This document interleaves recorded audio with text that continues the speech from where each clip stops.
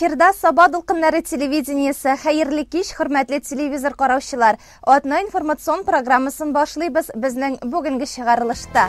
Яңа елның беренче эш атнасында депутатлар 22-нче утырышка җыелды. 2018 елда туган тәүге сабыйны бала тудыру йортыннан чыгардылар. Бу атнада Саба муниципаль районы советының Рәис Миңнеханов рәислегендә чираттагы 2нче утырышы булды. Аның эшендә депутатлар берничә мәсьәләне хәл итүдә катнашты. Теманы алдагы сюжет дәвам итә. Саба муниципаль район советының чираттагы 22нче утырышы яңа елның беренче эш көнендә үк узды. Утырышта депутатлар берничә мәсьәлә карадылар. Раул Гасимовның үз теләге белән эштән китүе сәбәпле Саба муниципаль районы башкарма комитеты җитәкчесе вәкаләтеннән вакытыннан алда туктатуы турында карар кабул иттеләр. Раул Гасимов сүз алып, үзе белән бергә эшләгән чорда башкарма комитетының бүлек, оешма предприятие җитәкчеләре белән кулга-кул тотышып эш алып баруын белдерде. Алга таба да башкарма комитетының бердәм команда булып эшләвен телим диде ул. Депутатлар исеменнән Шәмәрдән авыл җирлеге башлыгы Айдар Гәрәев чыгыш ясады. Утырышта 2нче көн тәртибе буенча район башлыгы урынбасары Расих Закирҗанов сүз алды. Ул Саба муниципаль районы башкарма комитеты җитәкчесе вазифаларын башкаруга конкурс игълан ителүе турында мәгълүмат белән чыкты. Әлеге вазифага дәгъва кылучылардан документлар 30 гыйнварга кадәр кабул ителәчәк диде ул. Конкурс комиссиясе тарафыннан квалификация таләпләренә туры килгән башкарма комитет җитәкчесе вазифасына кандидат расланачак һәм алдагы сессиядә яңа җитәкче билгеләнәчәк. Россия Федерациясы Эчке эшләр министрлыгының Саба муниципаль бүлеге бу атнада узган 2017 хезмәт елына нәтиҗә ясады. Быел да полиция хезмәткәрләренең эшчәнлеге уңай яктан бәяләнә. 2017 елда халык иминлеген булдыруны тәэмин итүгә багышланган йомгак ясау утырышында район башлыгы Рәис Миңнеханов, прокурор урынбасары Рәшит Ахунов, судья Дамир Сабиров һәм тикшерү комитетыннан Илназ Әхмәтҗанов катнашты. Саба муниципаль бүлеге җитәкчесе Васил Исмәгыйлов еллык эшчәнлеккә анализ ясады. Шулай ук эшчәнлеккә кагылышлы яңалыклар белән дә таныштырды. Гомуми криминаль хәләткә килгәндә 2017 елда 130 җинаять теркәлгән, ә 2016 елда әлеге күрсәткеч 196 булган. Җинаятларны ачу күрсәткече 92%-ны тәшкил итә. Һәм Саба районы эчке эшләр бүлеге хезмәткәрләренең эше республика күләмендә яхшы бәяләнә һәм алар беренче урында торалар. Һәм биредә һәр хезмәткәрнең зур өлеше бар. Яңа ел бәйрәме күңелле мизгелләре белән истә калучы бәйрәм, аны үзеңнең өр-яңа фатирыңда каршы алу сөенечне икеләтә арттыра. Район башлыгы Рәис Миңнеханов Бөек Ватан сугышы ветераннарының тол хатыннарына, яшь гаиләләрне торак белән тәэмин итү федераль максатчан программасында катнашучыларга, социаль ипотека килешүе нигезендә торак алучыларга яңа фатир ачкычлары тапшырды. Яңа ел алдыннан Байлар Сабасында куанычлы вакыйга булды. Тынычлык урамында төзелгән 3 катлы йортның булачак хуҗаларына фатир ачкычлары тапшырылды. Биредә район җитәкчеләре, төзү оешмасы вәкилләре һәм фатир алучылар катнашты. Шуларның өчесе Бөек Ватан сугышы ветераннарының тол хатыннары. Район башлыгы Рәис Миңнеханов аларны шулай ук яшь гаиләләрне торак белән тәэмин итү федераль максатчан программасында катнашучыларны, социаль ипотека килешүе нигезендә фатир алучыларны күңелле вакыйга белән кайнар котлады. Рәйсә апа Әхмәтҗановага 93 яшь. Ул безнең якларга Пермь өлкәсеннән кызы янына килеп урнашкан. Шат күңелле, яшәү ямен тоеп яшәүче әбекәйнең ире Мәлик абый сугышта Мәскәүне саклаган. Җиңү парадында катнашкан. Бу матур, җылы йорт аның өчен бирелде ди әби. Пермь җылы. Сибала буша. Әйбәт. Әйбәт. Исән соттырга кирәк, исәннән китәргә кирәк дим. Әнигә 93 яшь тулды. Аллаһка шөкер, әле тагын яшисе дә яшисе иде. Шушы квартираны игелеген күреп яшисе иде. Әлбәттә бу квартираны шаһарга ярдәм иткән, барлыкка китергән, фондларын барлыкка китергән барча кешеләргә, әлбәттә районыбызның җитәкчеләренә барчасына бик зур рәхмәт. Бер тапкыр да каршы килмәделәр, сүзне тыңладылар. Рәйсә апа дип кенә тордылар, аның хәлен сорашып тордылар һәм шушы көнгә хәтле җиткәненә бик күп рәхмәтле. Без әни белән һәм игелеген күреп яшәргә иде Алла безгә. Яңа йортка күчүчеләр арасында яшь гаиләләр дә бар. Социаль ипотекага 3 бүлмәле фатир алган Лейсән белән Ленар Шәмсетдиновларның да сөенече зур. 2017 ел безнең гаиләбезгә бик зур бүләк ясады. Без яшь гаилә программасы нигезендә 3 бүлмәле фатирга лайык булдык быел. Бу безнең өчен икеләтә бәйрәм, чөнки бүген безнең олы кызыбызның Лилияның да туган көне. Шушы бүләк өчен үзебезнең президентыбыз Рөстәм Нургалиевичка һәм Саба районы башлыгы Раис Нургалиевичка бик зур рәхмәт белдерәбез. Һәм шушы фатирда хезмәт күрсәткән барлык җитәкчеләргә, Акта җитәкчелегенә бик зур рәхмәт белдерәбез. Яңа фатир алучылар республика һәм район җитәкчеләренә зур рәхмәтле. Алган фатирларының игелекләрен күрсеннәр. Гыйнварның 9 көнендә 3 бала дөньяга килгән. Бүген 12 гыйнварда Саба районында беренче никах теркәлде. Районыбызда яңа елда туган беренче баланы тәбрикләү гадәте яшәп килә. 2018 елга аяк баскач, тәүге тапкыр кыз бала дөньяга беренче аваз салган. Сабыйны аның әти-әнисен туганнарыннан тыш ЗАГС бүлеге вәкилләре һәм район җитәкчелеге дә котлады. Байлар сабасында яшәүче Алина һәм Ленар Миңнехановларның гаиләсенә яңа елның беренче көне зур шатлык алып килә. 1 гыйнварда сәгать иртәнге 5 тулып киткәч, аларның икенче кызлары туа. Аңа Сәминә дип исем биргәннәр. Беренче кызлары Ралинәгә 1 яшьтә 8 ай. Кечкенә сеңлесе белән әнисенең тизрәк өйгә кайтуын ул да көтә. Әни кешенең хәле яхшы, Ленар да шат. Мен иң бәхетле әтиләрнең берсе. 2018 елда бу безгә Худайдан шундый зур бүләк булды. Больницадагы эшләүчеләргә бик зур рәхмәт. Шулай безне якты йөз белән каршы алган өчен бик шундый күңелгә сыймаслык бүләк булды бу безгә. Барыгызны да яңа ел белән 2018 ел белән котлап үтәбез. Барыгызга да исәнлек, саулык, озын гомер. Аягыбыз җиңел булсын, кызыбызның шунда җиңел генә табырга язсын. Калган әниләргә дә хатыма шулай бик зур рәхмәт. Шулай мине икеләтә әти булдырганга бик зур рәхмәт аңа. Чынлап мин иң бәхетлесе. Әти кешегә кыз булу бик зур бәхеттер дип уйлыйм мин. Нәни Сәминәне һәм аның әти-әнисен котларга район җитәкчелеге дә килде. Чәчәк бәйләме һәм акчалата бүләкне изге теләкләр белән гаиләгә башкарма комитет җитәкчесе урынбасары Таһир Шәрәфиев тапшырды. 18 елның беренче баласы булып сезнең кызыгыз дөньяга килде. Шул исәптән мин беренче чиратта әнине әлбәттә, Алина сезне һәм Ленар сезне шушы икенче кызыгыз белән тәбриклим. Ишән сау үзегез тигезлектән аермыйча матур иттереп тигезлеге белән бу баланы үстерергә язсын. Бездә шундый традиция бар. Беренче елның беренче туган баласын бала тудыру йортыннан алып чыккан вакытта без аларны тәбриклибез район башлыгы исеменнән һәм инде үзебезнең бүләкләребезне тапшырабыз. Һәм шулай ук беренче һәр елны беренче язылышкан парны шулай ук без район башлыгы исеменнән аларның язылышу тантанасында катнашып тәбрикләп китәбез. Менә быелгысы елда 2018 елда беренче бала булып беренче көнне дөньяга килде. Ул Миннеханов Ленар һәм Миннеханова Алинәләрнең кызлары. Инде менә бүген без шуларны тәбрикләргә дип бала тудыру йортына килдек. Әлбәттә, балалар дөньяга килү ул бик куанычлы, сөенечле вакыйга.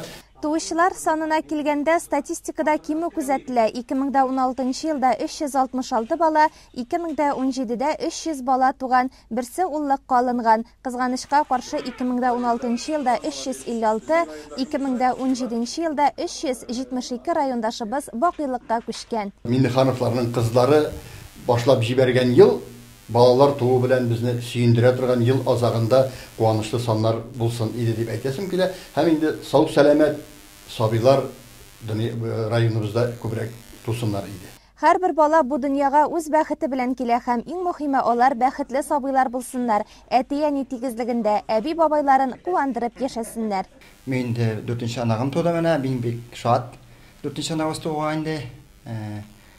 Бик бәхетле дип саныйм үземне. Шундый анаклар булу белән киявем дә, кызым да бик әйбәтләр. Бүгенге көндә бик матур торабыз. Бик матур итеп яшибез. Шулай инде минем рәхмәт әйтеп китәсем килә районный больницага.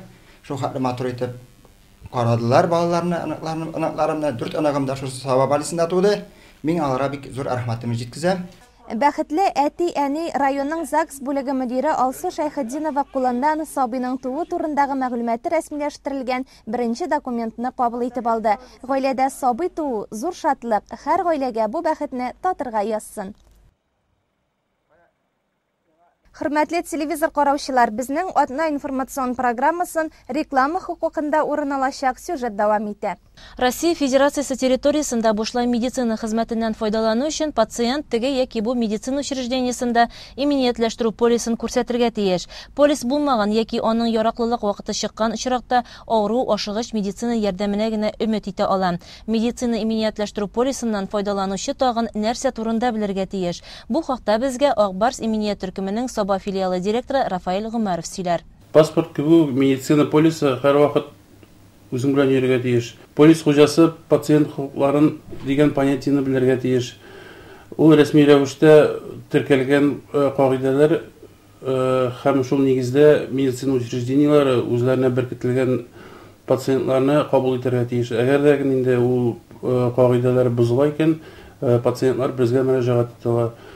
Шулай ук тәүлек буе эшли торган телефон бесплатный горячий линияга шалтыраталар. Шулай ук районыбызда яшәүче халыкка мөрәҗәгать итеп шуны әйтәсе килә. Күбегез бүгенге көндә 2011 елның 1 маена хәтлек алыштырган менә шушындый иске рәвештә полислар белән файдалана. Бу полисларны срочно алыштырырга кирәк, менә шушындый электронный вариант. Чөнки медицина учреждениеларына мөрәҗәгать иткәндә проблемалар килеп чыгарга может. Андый проблемалар килеп чыкмас өчен тизрәк безгә килүегезне сорыйм сездән.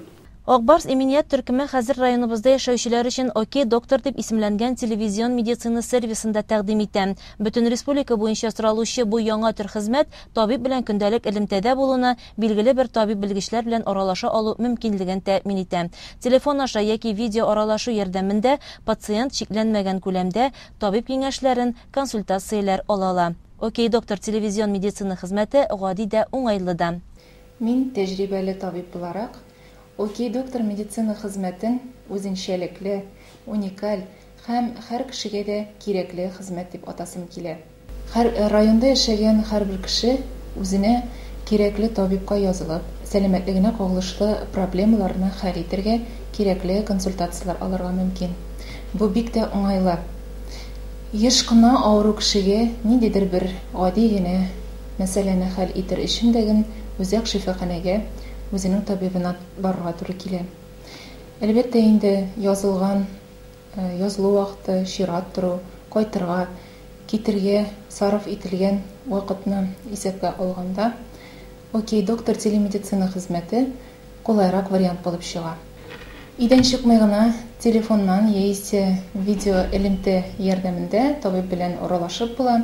Бу сезгә нинди анализлар бирергә кирәк, нинди тикшерүләр узарга кирәклеге турында үзенең күрсәтмәләрен бирәчәк. «Окей, доктор» медицина хезмәте тиздә, уңайлы да. Мин моны бөтен кешегә киңәш итәм.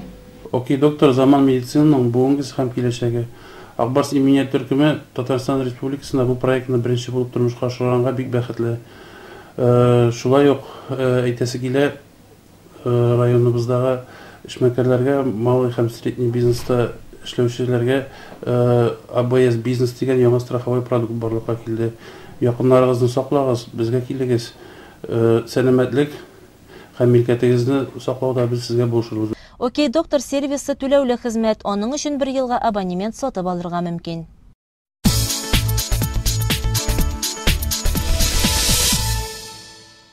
Яңа ел каникулларында райондашларыбыз күп төрле спорт ярышларында да көч сынашты. Тулырак без әзерләгән күзәтүдә. 4 гыйнварда Саба йөзү бассейнында йөзү белән шөгыльләнүче балалар арасында беренчелек ярышы үтте. Яшь йөзүчеләрне район яшьләр эшләре һәм спорт бүлеге җитәкчесе Ирек Гарипов сәламләде. Ярышларда уңышлар теләде. Шулай ук тантана вакытында озак еллар спорт бүлегендә хезмәт куйган Рәшит Кәримовны 65 яшьлек юбилее белән тәбрикләп, бүләк тапшырды. Йөзүдә 40-тан артык кыз һәм малайлар беренчелек өчен көч сынашты. Алар стильләрдә йөзеп осталыкларын күрсәттеләр. Балаларына көч биреп торырга әти-әниләре дә килгән иде. Һәм алар балаларның сәләтләрен күреп сөенеп утырдылар, җан аттылар. Ә призлы урын алучыларны бүләкләделәр. 5 гыйнвар көне Тимершык урта мәктәбе спорт залында бадминтон буенча ачык турнир булып үтте. Ярышта 2007, 2008, 2009 һәм аннан да яшьрәк малайлар, кызлар көч сынашты. Тантаналы ачылышта район җитәкчелеге, яшьләр һәм спорт бүлеге җитәкчесе Ирек Гарипов һәм башка рәсми затлар катнашты. Мондый спорт ишараларының максаты сәламәт яшәү рәвешен пропагандалау, спорт осталыгын үстерү һәм иң көчлеләрне ачыклау. Турнирда Соба, Теләче, Арча районы спортчылары яхшы уен күрсәтте.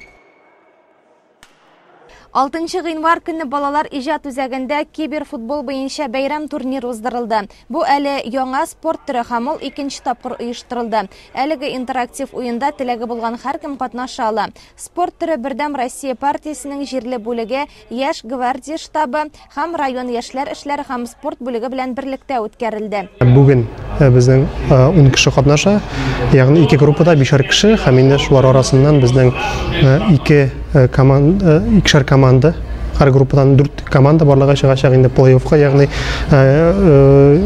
плей-офф уеннары булачак, һәм инде шулар арасыннан безнең берсе ярым финалдан соң инде финал уеннары булачак, һәм без инде шунда җиңүчеләрне билгеләячәкбез. Безнең әлеге турнирны уздыруга безнең бик зур өлешләрен кертә, бик зур ярдәм күрсәтәләр безгә. Ул беренчедән безнең Соба җирле бүлегенең Бердәм Россия партиясе башкарма комитеты һәм шулай безнең район җитәкчелеге әлбәттә миңа бик зур ярдәм итә. Безнең шулай ук үз ярдәмен безгә Сабагро оешмасы күрсәтә, шулай ук фонд поддержки бүлеге, Соба районы бүлеге җитәкчелеге безгә ярдәм итә. Аларга бик зур рәхмәт. Менә бөтен шушы безнең аппаратура, төрле оборудованиелар белән ярдәм иттеләр. Аларга рәхмәтем дә җиткерәсем килә. Киләчәктә шул зур планнар белән яшибез һәм инде футбол буенча гына түгел, бүтән төрле спорт төрләре буенча без ярышлар уздырырбыз дигән планда торабыз һәм инде киләчәктә без моны чынга ашырырбыз дип уйлыйм.